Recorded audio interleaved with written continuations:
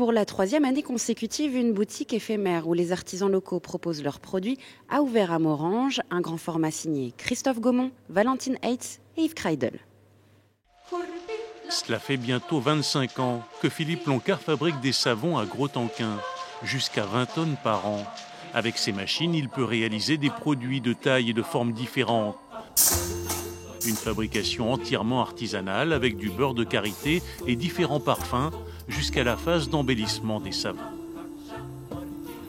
Donc c'est des moules en laiton. Et on a juste à presser et là on a notre savon fini.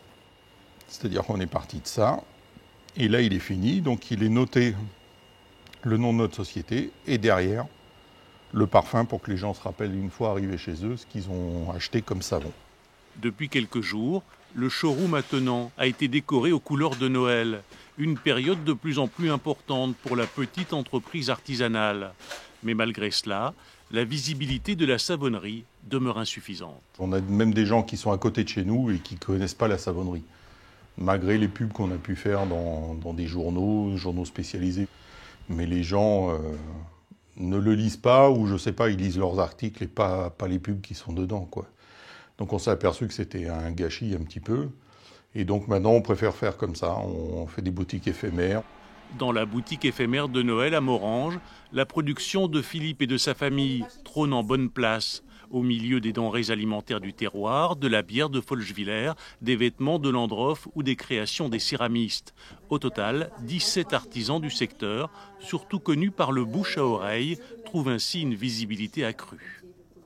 L'impulsion de ces boutiques éphémères, c'était de se dire aujourd'hui, on a vraiment un savoir-faire au niveau local qui n'est pas forcément mis en valeur puisqu'on est beaucoup sur de l'auto-entrepreneuriat. Et au-delà des marchés de créateurs, marchés de Noël, ils n'ont pas forcément de vitrine physique pour exposer leurs produits. Chaque jour d'ouverture, la boutique est tenue à tour de rôle par deux des artisans qui exposent. Ce jour-là, Véronique et Marivonne, deux céramistes au travail complémentaire. Avec Véronique, on ne se connaît pas depuis longtemps, mais on s'est connus à la boutique éphémère de Saint-Avold. Et puis depuis, on ne se quitte pas, parce que maintenant, on fait de la poterie un petit peu ensemble aussi. C'est un partage, en fait. C'est échanger des choses, et puis ça fait du bien. Cette boutique éphémère de Noël est donc un lieu unique dans une petite ville comme Morhange.